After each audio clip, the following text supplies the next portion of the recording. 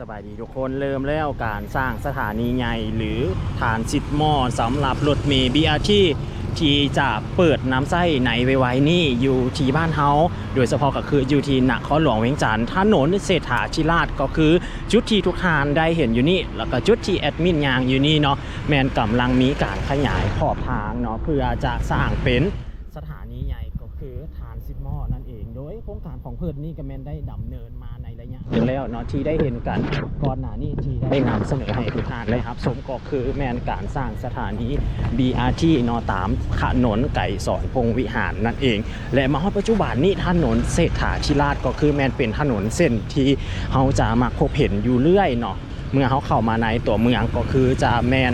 แถวเริ่มตั้งแต่สี่แยกขุนบุล้มไปจนฮอดบริเวณของทำเนียบประธานประเทศนั่นเองเนาะเป็นถนนเส้นที่เพิ่นได้กำหนดให้กลายเป็นสถานีใหญ่เนาะของรถเมล์ BRT นั่นเองหรืออีกอย่างหนึ่งก็คือฐานซิดมอโดยสถานีใหญ่นี่ก็จะแม่นเริ่มตั้งแต่สี่แยกขุนบุล้มเนาะหรือว่าหน้าวัดอินแปงมาฮอดน้ำพุนั่นเองก็คือทางด้านหน้านี้ก็จะมีระยะทางประมาณ600 กิโลเมตรเนาะให้เป็นสถานีใหญ่เพื่อเป็นจุดเทียนผู้โดยสารแล้วก็เป็นจุดที่มีรถเฉพาะที่แลนเข้ามาก็คือเป็นรถเมล์BRT โดยจะบ่อนุญาตเนาะให้รถทั่วไปเข้ามาภายด้านในนี่เนาะแล้วก็เพิ่นก็จะมีกำหนดเวลาเช่นกันเนาะนอกจากนี้ก็จะเป็นรถฉุกเฉินรถของเจ้าหน้าที่ที่ได้รับอนุญาตจึงสามารถแลนเข้ามาได้เนาะในอนาคตเขาก็จะเห็นว่าเส้นทางดังกล่าวนี่จะกลายเป็นเส้นทางที่ใส่เฉพาะเลยแล้วรถทั่วไปนี่แมนจะหลีกเลี่ยงการใช้เส้นทางดังกล่าวนี่เพิ่นก็จะมีการกำหนดเส้นทางใหม่เนาะให้รถทั่วไปนี่เนาะและเป็นยังเนาะเพิ่นจึงกำหนดเอาเส้นทางดังกล่าวนี่เพราะว่าเส้นทางดังกล่าวนี่จะกลายเป็นจุดหลักของเส้นทางของการท่องเที่ยวไปจุดต่างๆภายในขอบเขตบริเวณนี่เนาะคือทุกทางที่เห็นนี่แหละเนาะถ้าว่าเฮาเลี้ยวเข้าไปทางกำซ้ายมือก็คือจะแม่นออกไปใส่แคมป์ของก็คือเป็นจุดท่องเที่ยวบรรยากาศยามค่ำคืนถ้าเฮามาทางก้ำขวามืออย่างสิก็จะแมนเป็นกิโลเมตรที่ศูนย์ของลาวเฮาเนาะก็คือจะแมนเป็นสวนน้ำพุนั่นเองทุกท่านนี่เนาะขอบเขตแถวบริเวณนี้เราก็จะเห็นเนี่ยคนเราเพิ่งก็จะมีการปรับพื้นที่ใหม่ในเส้นทางดังกล่าวตามแบบและโครงสร้างที่ข้าพเจ้าเคยได้นำเสนอมาอยู่เรื่อยๆเลยเนาะว่าเพิ่นจะมีการสร้างเส้นทางดังกล่าวนี้ให้เป็นรูปแบบลักษณะที่มีบริการรถถีบแล้วก็ขนยางโดยเฉพาะเลยแล้วก็จะเห็นได้ว่ามาฮอดในปัจจุบันนี้ในวิดีโอที่ผ่านมาข้าพเจ้าได้นำเสนอเนาะเกี่ยวกับการสร้างสถานีBRT แล้วก็เส้นทางถนนไก่สอนพงวิหารนั่นก็เห็นได้ว่ามีการปรับปรุงขอบทางขยายขอบทางออกไปเติมนะนี่ทุกท่านจุดหลักที่เขาจะเห็นแล้วก็แวนเฮียชมได้ก็คือจะแมนเป็นสวนน้ำพุนี่เองเนาะก็คือเป็นกิโลเมตรที่ศูนย์ของในบ้านเฮาและนอกจากนี้เขาก็ยังสามารถย่างไปเที่ยวชมจุดอื่นๆเพิ่มเติมได้ออกไปไซสีหอมเพราะว่าปัจจุบันนี้ขอบเขตของสีหอมเพิ่นกำลังมีการปรับปรุงเส้นทางใหม่ออกเติมกำลังเฮ็ดเส้นทางคอนกรีตเนาะเดี๋ยววิดีโอหน้าข้าพเจ้าจะพาทุกท่านไปเบิ่งความคืบหน้าของการปรับปรุงเส้นทางในสีหอมนั่นเป็นเท่าใดเนาะสำหรับรถเมล์ BRT นี่ทุกท่านที่ข้าพเจ้านำเสนอไปทุกครั้งนั่นเองเนาะก็คือปัจจุบันนี้ก็คือจะแม่นเป็นการก่อสร้างในระยะที่1แล้วทุกท่านเนาะโดยระยะที่1ของเพิ่นนี้เนาะก็จะแม่นเริ่มตั้งแต่เส้นทางของบริเวณสวนสาธารณะเจ้าพระงุมเนาะทุกท่านเนาะไปจนฮอดหน้ามหาวิทยาลัยแห่งชาติโดยมีระยะทาง12 กิโลเมตรเนาะมีสถานีทั้งหมด27 สถานีนั่นเองแล้วก็จะมีจุดขึ้นลงที่คือกำหนดเอาไว้เนาะอันนี้ทุกคนเส้นทางที่เพิ่นกำหนดให้เป็นทานซิดมอเนาะก็คือนับตั้งแต่จุดนี้เองเนาะก็คือจะแมนทางด้านของคาเฟ่อเมซอนเนาะก็คือจุดนี้แล้วก็ห้านขอบใจเดอร์นี่เนาะจุดนี้ไปหาซีแยกขุนบูลมก็คือเส้นทางแถวเส้นนี้แมนเป็นสถานีใหญ่เลยแล้วก็จะเป็นการกำหนดบ่ให้รถทั่วไปเนาะที่จะเข้ามาในขอบเขตเส้นทางนี้นี่เราจะเห็นว่าปัจจุบันนี้เพิ่งมีการแต้มขอบทางมีการหมายมาร์กจุดเอาไว้เนาะจุดนั้นเอง ที่เราเห็นแถวนี้เนาะก็จะประกอบมีด้านห้างคาเฟ่ต่างๆเนาะในขอบเขตแถวนี้จะมีคาเฟ่ห้างนวดห้างอาหารกินดื่มโรงแรมที่พักต่างๆแล้วก็ทางว่าจะหนาแน่นเนาะในจุดบริเวณนี้และนอกจากนี้มันก็จะมีวัดวาอารามเก่าแก่โดยเฉพาะก็คือจะแมนวัดมีไซวัดไหโศกเนาะวัดอินแปลงวัดอุ่งตื้อจังซี่เนาะมันก็เป็นการเที่ยวในขอบเขตของถนนเอิ้นว่าถนนตัวนี้นะแม่เพิ่นมีการกำหนดให้เป็นถนนประวัติศาสตร์เนาะทุกท่านเพราะว่าแต่ก่อนนี่เนาะเส้นทางเส้นนี้ถ้าเฮาเบิ่งตามรูปภาพเก่าเนาะเส้นทางเส้นนี้ก็กลายเป็นเส้นทางที่มีความเจริญในสมัยแต่ก่อนนั่นเองนอกจากนี้เนาะสำหรับสถานีใหญ่หรือว่าทรานซิสซิโมนครหลวงวิจันทร์นี่เนาะก็คือแมนเป็นเส้นทางที่เพิ่นจะได้มีการยกระดับเนาะให้สูงขึ้นเนาะให้เทียบเท่ากับทางด่านนั่นเองเนาะเพื่อสร้างเขาให้เป็นรถนำไส้โดยเฉพาะเนาะมันเขาจะเห็นตามรูปภาพที่เพิ่นมีการสเก็ตขึ้นมาเนาะจะเห็นได้ว่ามันจะเป็นถนนที่เพิ่นมีการแต้มเนาะสีฟ้าเนาะใส่นั่นเองทางเส้นเลยทุกท่านนี่เนาะที่ข้าพเจ้าว่าแถวนี้มันก็จะเต็มไปด้วยการบริการต่างๆแล้วก็เต็มไปด้วยพื้นที่ท่องเที่ยวเนาะแล้วก็พื้นที่ห้างอาหารบันเทิงโรงแรมที่พักอาคารต่างๆนั่นเองเนาะอันนี้ก็คือจะแมนเป็นโรงแรมดับเบิลที่เนาะขนาดใหญ่เลยเนาะที่ตั้งอยู่ในขอบเขตพื้นที่ใจกลางเมืองของเขาย่างขึ้นไปนั้นก็จะแมนเป็นเส้นทางแคมป์ของอันนั้นก็จะแมนเป็นดาวารานั่นเองเนาะเป็นโรงแรมซึ่งกันถ้าว่าเขาเข้าไปหอมซอยกับนี่เดี๋ยวมันก็จะออกไปใส่หอพิพิธภัณฑ์หอวัฒนธรรมเนาะแห่งชาติก็คือจะเป็นยูโซนของทางด้านนั้นถัดต่อหอวัฒนธรรมแห่งชาติไปสิมันก็จะแมนเป็นสนามกีฬาสุพรรณวงศ์นั่นเองเนาะปัจจุบันนี้มันกำลังมีการปรับปรุงอยู่ฮาร์ดร็อกคาเฟ่นี้คืออยู่ในส่วนของทางด้านนี้เองเดี๋ยวจะพาทุกท่านยางมาเบิ่งจุดที่เริ่มต้นเนาะของการสร้างของสถานีทานซิดมอเนาะก็คือทางด้านหน้ากำลังมีการขยายขอบทางอยู่กำลังสร้างแล้วกันเส้นทางเอาไว้อยู่ยางมาจากจุดนี้ไปหาจุดนั้นเลยทุกท่านนี่ยามค่ำคืนทุกท่านเนาะแถวนี่ฮันก็จะแมนเต็มไปด้วยนักท่องเที่ยวที่เพิ่นมาเที่ยวเนาะมาลิ่นนั่นเองเนาะทุกท่านสำหรับทานซิสมอนี่ทุกท่านมันก็จะเป็นเกี่ยวกับขอบเขตเนาะที่จุดลงนั่นแหละทุกท่านแล้วก็เป็นจุดที่เขาสามารถใช้บริการต่างๆเนาะที่เพิ่นได้มีการกำหนดเอาไว้เนาะจะเป็นรถที่ไฟฟ้าเนาะที่ให้บริการแล้วทางซิมอนี่ทุกท่านแมนจะมีในประเทศใกล้เคียงนี่เนาะตามที่ข้อมูลที่เพิ่นได้รู้เอาไว้ก็คือจะมีทั้งเช่นประเทศจีนประเทศญี่ปุ่นเนาะประเทศเวียดนามแล้วก็ประเทศสิงคโปร์เนาะซึ่งเพิ่นก็ได้มีการนำไส้แบบนี้เนาะสำหรับการออกแบบเริ่มของโครงการนี่แมนเพิ่นได้มีการสำรวจและได้มีการที่ว่าเริ่มเฮ็ดโครงการนี่เนาะของ BRT ลาวเฮานี่แมนทุกท่านแมนเริ่มมาตั้งแต่ในปี 2013 เนาะในตอนนั้นข้าพเจ้าก็ได้นำเสนอมาอยู่เรื่อยว่าเพิ่นจะมีการสร้างเนาะเส้นทาง BRT เนาะแต่ว่าเพิ่นหาก็เริ่มในส่วนของการปฏิบัติหน้าเวียกในการสร้างสถานีของ BRT นี้มาในปีท้ายปี 2024 ที่ผ่านมานี่เองสำหรับเส้นทางหรือว่าเลวเนาะของ BRT นี่ก็จะแม่นเริ่มตั้งแต่มหาวิทยาลัยแห่งชาติเนาะแล้วเลยเฉพาะกับแมนซีแยกไฟแดงมาจนฮอดถนนสุพรรณวงศ์เนาะผ่านประตูไซไปหาถนนลานสร้างเนาะหน้าหอคามแล้วก็เลี้ยวขวาเราขึ้นไปตามถนนเศรษฐาธิราชหาสวนเจ้าฟ้างุมแล้วก็เลี้ยวกลับคืนตามทิศทางเก่านั่นเองเนาะก็โดยเบื้องต้นเนาะก็คือจะแมนมีระยะทาง 12.9 กิโลเมตรเนาะเป็นระยะที่1นั่นเองของโครงการดังกล่าวนี่แล้วก็มีทั้งหมดกับ27สถานีเนาะทุกท่านเส้นทางเส้นนี้ก็คือจะแมนเป็นทางซิสมอเนาะนี่เขาก็จะเห็นว่าเป็นสถานที่ขอบเขตในเรื่องของ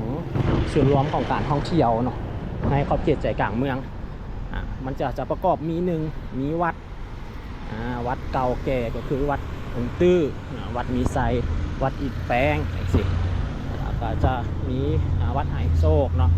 เที่ยววัดว่ารามในพื้นที่ใจกลางเมืองแล้วก็จะมีแลนด์มาร์คที่สำคัญก็คือจะเป็นประตูไซเนาะทุกท่านพระธาตุหลวงเวียงจันทร์นั่นสิทางในใจกลางตัวเมืองแถวนี้เนาะในอนาคตเนาะภายในเส้นทางของคนนี้ก็จะมีการให้บริการที่เรียกว่าเป็นรถขี่ไฟฟ้าเนาะบริการนักท่องเที่ยวที่จะไปแต่ละจุดในขอบเขตพื้นที่ในตัวเมืองของเขานั่นเองเนาะนี่เดี๋ยวนี้เนี่ยเพราะว่าพื้นหาก็เริ่มมาได้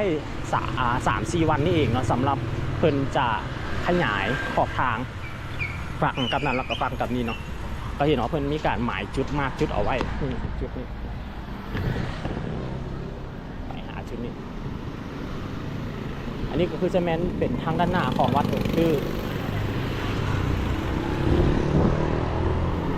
ฝั่งกับนี้ก็คือจะแม้นเป็นวัดไหโศกเนาะถนนนี้ว่าถนนเศรษฐาธิราชทุกทางก็คือซีแยกขุนบุญล้มก็คือทางด้านหน้านั่นเองก็คือทางด้านหน้าวัดอินแปงเนาะถ้าเขาเลี้ยวทางข้ามขวาก็คือจะแม่นไปไซสีหอมระยะทาง600 กิโล600 เมตรเนาะบริเวณบน600 กิโลเนาะ600 เมตรถ้าไหยางมันก็บ่ได้ไก่เด้อค่ะอันนี้ก็คือจะเป็นบ้านไหโศกถ้าเขาเคยไปเที่ยวที่หลวงพระบางเนาะการที่เขายางเที่ยวชมตัวเมืองหลวงพระบางทุกท่านเนาะมันบึงมันเขากับเพิ่นตาไปเนาะมันก็คือบึงบ่ได้ไก่เนาะนี่เป็นกำลังมีการทุบขอบทางเบื้องนั้นออกแล้วก็ในระยะนี้ก็จะยุ่งยากในเรื่องของการนำใช้เส้นทางดังกล่าวนี้เพราะว่ามันจะเป็นเส้นทางเฉพาะเนาะมันจะมีเลนขึ้นเลนลงโดยเฉพาะเลยนี่เนาะปัจจุบันนี้เขาก็ยังเห็นเพิ่นเฮ็ดฮอดทางด้านหน้าของวัดหลวงตื้อมาไปจนฮอดวัดอินแปงเนาะตอนนี้เริ่มแล้วเนาะก็จะเพิ่นจะมีการขยายทั้ง2ข้างทางเลยเนาะคอแห้งได้ทุกทางขอด้วยหลายๆอากาศเปลี่ยนแปลงดูโพดเนาะเมื่อก่อนยังฟ้าแดดอยู่อากาศยังร้อน37-38 องศาเนาะตกมาเมื่อนี้ฟ้าครึ้มฝนตกถ้าเอายางทางด้านนี้ลงไปมันก็จะเป็นไปใส่สีหอมแยกตัวนี้ลงบ่ได้เนาะตอนนี้มันกั้นทางเอาไว้เพิ่งกำลังสร้างเส้นทางอยู่หลีกเลี่ยงได้หลีกเลี่ยงเนาะถ้าเขาจะลงเส้นทางเส้นนั้นเขาย่างกันไปพุ่นก็จะเป็นออกไปใส่แคมป์ของเนาะทางเส้นทางด้านนั้นไปใส่ตลาดกลางคืนนั่นเอง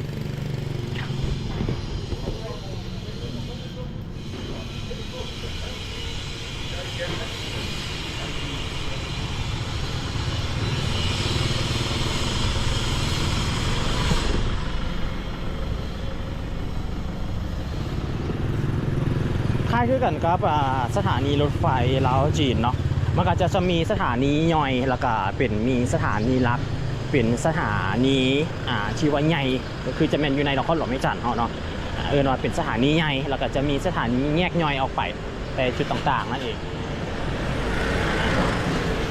นี่เนาะหลีกเลี่ยงได้หลีกเลี่ยงเนาะผู้ใดที่จะนำใช้เส้นทางเส้นนี้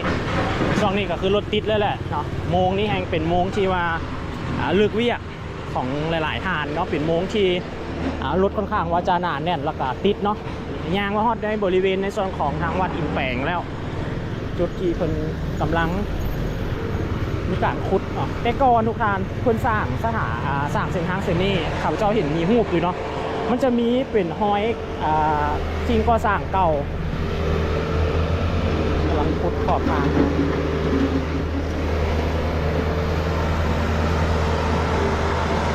ก็จะเล็งๆแล้วนะในเรื่องของการสร้างโอกาสดังกล่าวนี่แต่ว่าต้นไม้อย่างเช่นพุ่นบ่ได้เอาออกเนาะยังคงไว้คือเดิมอยู่เนาะต้นหำงัวที่มีอายุหลาย10 ปีสำหรับเส้นทางเส้นนี้หันเขาสิ่งที่มันสวยงามเนาะงามหูงามตาก็คือจะแมนเป็นต้นหำงัวนี่แหละเนาะทางฝากทางกำตันนั่นแล้วก็ในอนาคตแผนโครงการของคนที่จะนำเอาเสาไฟเอาสายไฟลงดินแมนฮิตคือเก่าอยู่เนาะ